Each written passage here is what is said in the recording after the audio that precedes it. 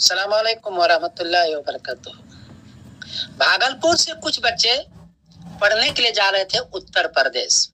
معصوم بچے، چھوٹے بچے تھے، پڑھنے کے لیے جا رہے تھے، لیکن پٹنہ کے ریلوے اسٹیشن کے انچارج نے ان کو پکڑا اور ان کو جیل میں ڈال دیا، اور الزام یہ لگایا کہ یہ مزدوری کروانے کے لیے لے جا رہے ہیں۔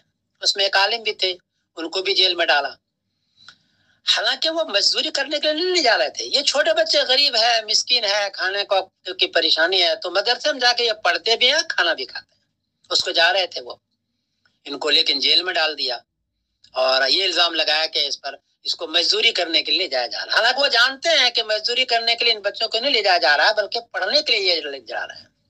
اس پر حضرت مولانا شبلی صاحب، قائم مقام ناظم امارت شریعہ پٹنہ، انہوں نے بڑی محنت کی ان کو چھڑانے کے لیے، اور آج ان کو چھڑوا لایا وہاں سے، اور وہاں جو گارجین گئے تھے ان کو سپرد کیا۔ یہ لوگ دیہات کے تھے، یہ گارجین، اس کی ماں، سب دیہات کے تھے، غریب لوگ تھے۔ ان کی ہمت نہیں تھی کہ ان کو جیل سے نکالا جائے، لیکن مولانا شبلی صاحب دامت برکاتہم، اس کے رفقا نے، ان کے وکیلوں نے بڑی کوشش کی اور محنت کی، اور آج ان کو چھوڑوا لائے۔ اور امارت شریعہ کے بھی بہت سارے لوگ، امارت شریعہ پٹنہ کے بہت سارے لوگ اس میں شریک رہے۔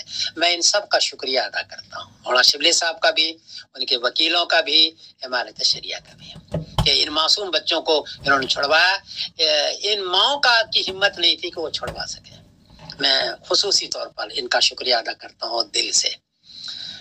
دوسری بات یہ عرض کر رہا ہوں کہ امارت شریعہ پٹنہ جب سے قائم ہوئی ہے، یہ بہت مدد کرتی ہے، علمی مدد، رفاہی کام میں مدد، کہیں کوئی آگ لگ جائے، کوئی چیز لگ جائے تو اس کی مدد، ہر قسم کی مدد یہ کرتے آئے ہیں، اور آج بھی انہوں نے اس روایت کو برقرار رکھا ہے۔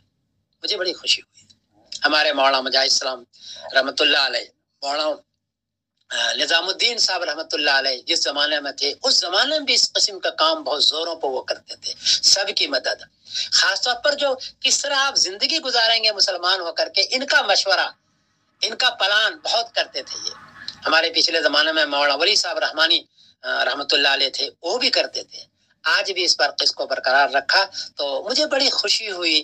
ان حضرات کے لیے دعائیں بھی نکلی، اور میں آج آپ کا شکریہ ادا کر رہا ہوں دیار غیر میں رہ کر کے، کہ آپ نے یہ کام کیا اور بڑی محنت آپ نے کی۔ اللہ آپ کو جزائے خیر عطا فرمائے، اور آپ حضرات کو ترقی عطا فرمائے، امانت شریعہ کو خاص طور پر ترقی عطا فرمائے، اور ان کو ہر قسم کے شرور فتن سے نجات دے۔